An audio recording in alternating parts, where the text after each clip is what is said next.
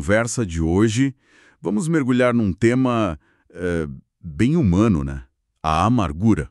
Isso aí. A gente vai investigar um pouco a natureza dela, como ela pode surgir, crescer. Exato. E os impactos que ela traz.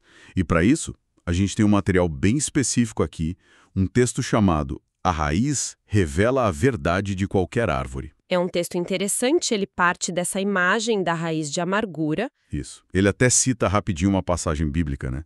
Hebreus 12:15, que fala justamente disso, de uma raiz de amargura. E usa isso para começar a análise. E o legal é que o texto vai buscar uns termos em grego para tentar aprofundar a ideia. Pois é. Então, qual o nosso objetivo aqui hoje?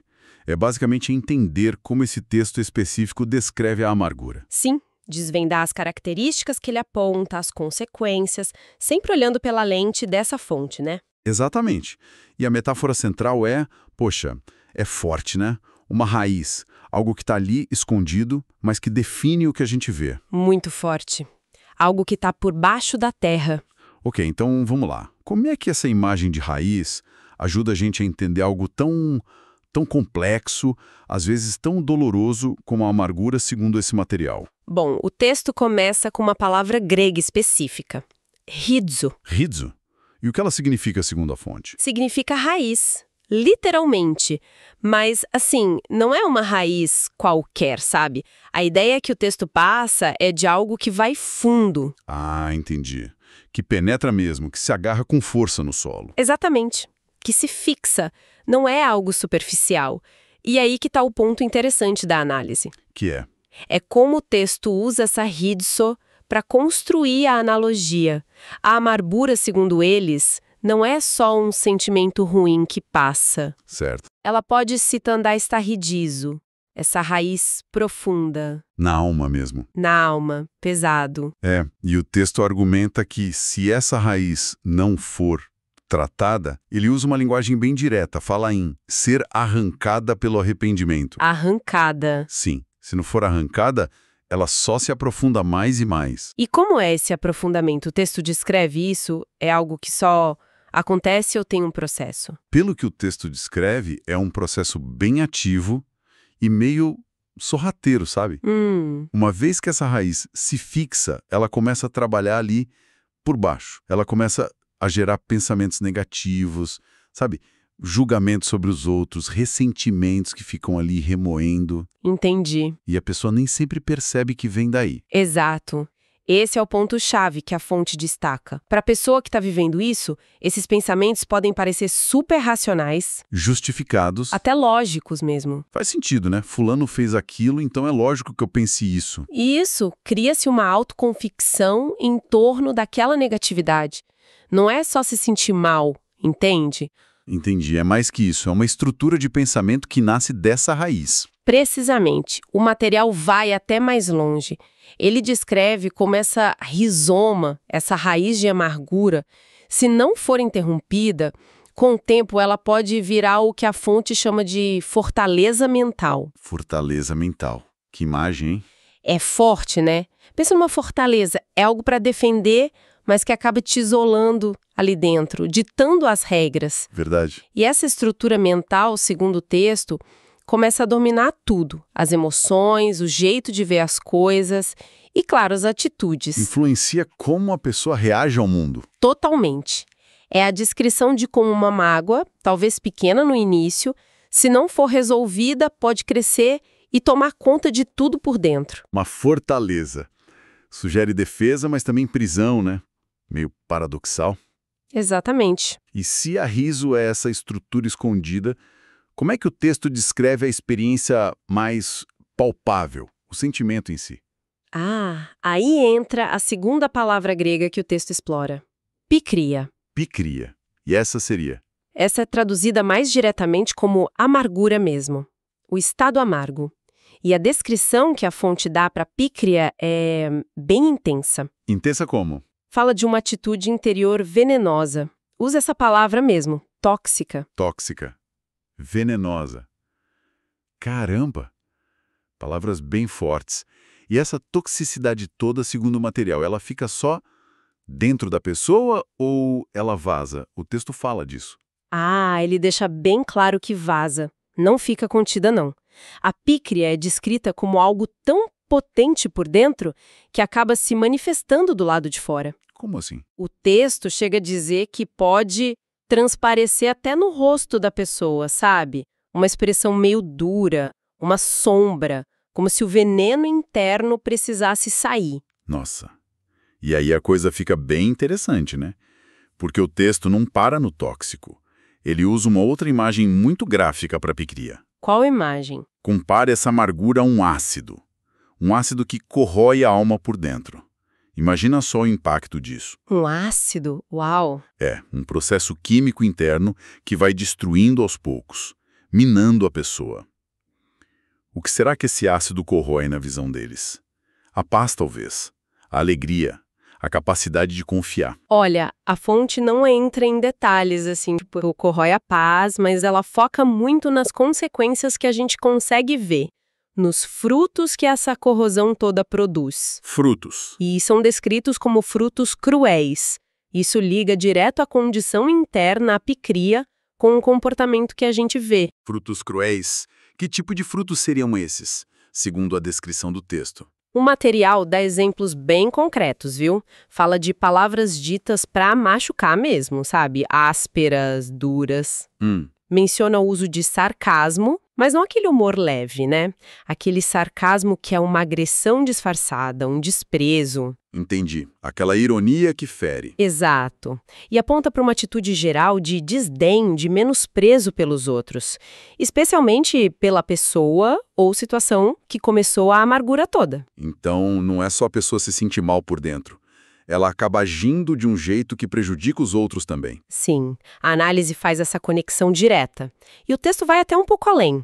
Descreve um padrão de comportamento mais ativo, mais direcionado. Como assim, ativo? A pessoa nesse estado de picria, segundo a fonte, não só reage mal, ela busca ativamente motivos, desculpas, para falar mal de quem ela acha que ofendeu. Busca ativamente. Nossa, isso é forte. Não é só um desabafo. Não, tem um desejo ali de validar a própria visão negativa e de espalhar isso. E essa busca ativa inclui o que mais? Inclui tentar influenciar outras pessoas. O texto diz que a pessoa amarga tentaria contaminar os outros com a visão dela.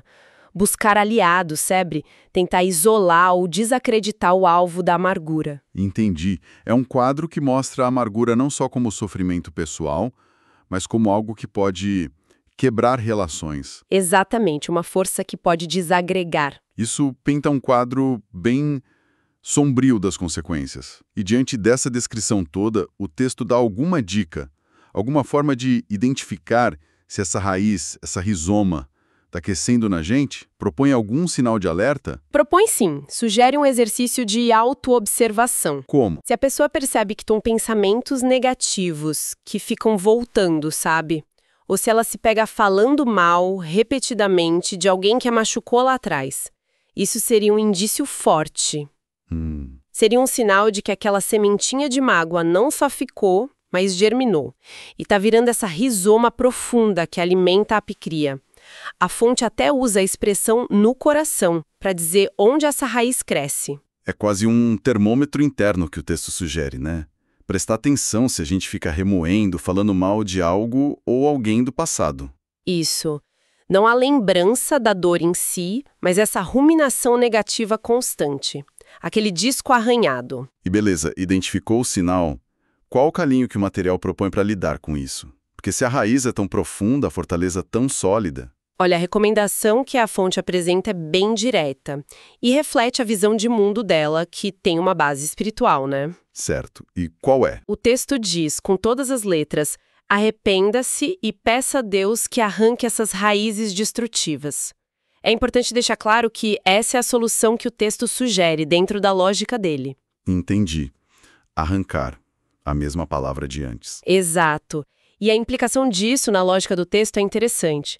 Ao falar em arrependimento e pedir uma intervenção divina para arrancar a raiz, sim, a fonte parece indicar que essa rizoma da amargura, depois que se instala, é tão profunda, tão resistente, que talvez a pessoa sozinha não consiga tirar só com força de vontade, sabe? Faz sentido. A metáfora do arrancar sugere uma ação forte, externa à própria fortaleza mental que a pessoa construiu. Exatamente. Se é uma fortaleza, talvez precise de ajuda de fora para desmontar. Entendi. E se a gente junta tudo isso que o texto pinta, vemos uma dinâmica psicológica e de comportamento também bem desenhada. Começa com uma ferida não resolvida, Certo? que nessa visão pode virar essa raiz profunda, estrutural, a rhizome. Essa raiz alimenta um estado interno tóxico, corrosivo, a pícria. E essa pícria vaza em comportamentos ruins, os tais frutos cruéis, afetando a pessoa e quem está em volta. Perfeito, é esse o fluxo descrito. E a imagem da fortaleza mental volta aqui como algo central, né? Sem dúvida. É crucial para entender como a fonte descreve a persistência desse estado.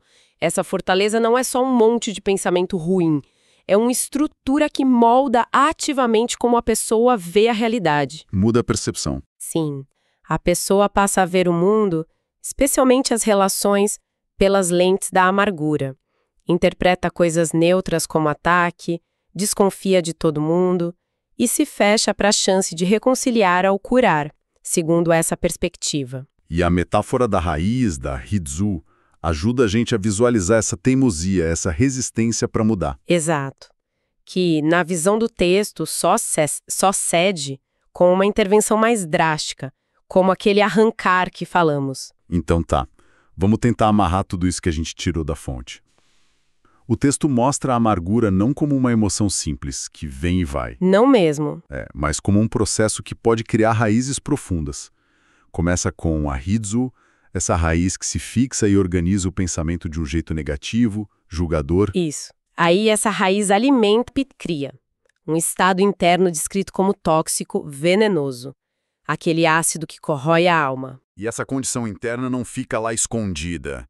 Ela aparece em ações concretas, os frutos cruéis. Sim, palavras que ferem, sarcasmo, desprezo e até um esforço ativo para falar mal e isolar quem a pessoa vê como ofensor. E a fonte ainda dá um jeito de fazer um autodiagnóstico, prestar atenção nesses pensamentos e palavras negativas repetitivas sobre quem nos feriu. Exato. E aponta uma solução bem específica, ligada à visão de mundo dela, que envolve arrependimento e buscar ajuda divina para arrancar essas raízes que ela chama de destrutivas. É uma visão bem particular, né? Uma anatomia da amargura. É uma descrição minuciosa mesmo desse processo individual, de como a raiz vai fundo, constrói a tal fortaleza mental que gera a picria e seus frutos. E isso, inevitavelmente, faz a gente pensar um pouco além do indivíduo, né? Como assim? Exato, uma questão importante, acho. Algo para a gente refletir a partir do que foi apresentado aqui. Que seria? Considerando o impacto profundo que o texto diz que essa amargura enraizada tem na pessoa, como que a gente poderia pensar no efeito de dinâmicas parecidas... Parecidas em que sentido? Nessas raízes de negatividade, de ressentimento, de divisão que não se resolve. Não importa se a gente chama de amargura ou usa outra palavra. Quando essas coisas se instalam não só numa pessoa, mas em contextos maiores. Ah, entendi. Tipo, em relacionamentos, famílias... Exato. O que acontece quando essas raízes e fortalezas mentais que o texto descreve no nível pessoal se estabelecem numa relação de anos, numa família inteira, ou quem sabe até em grupos maiores, comunidades, organizações? É uma boa pergunta. E será que a sugestão do texto para o reconhecimento individual desses padrões... Essa ideia de identificar a raiz antes que ela domine tudo, será que isso teria alguma ressonância, alguma aplicação quando a gente pensa em lidar com ciclos de negatividade, de desconfiança, de conflito numa escala maior entre pessoas ou grupos? Fica aí uma provocação, né? Para a gente pensar extrapolando um pouco a lógica que a fonte apresentou.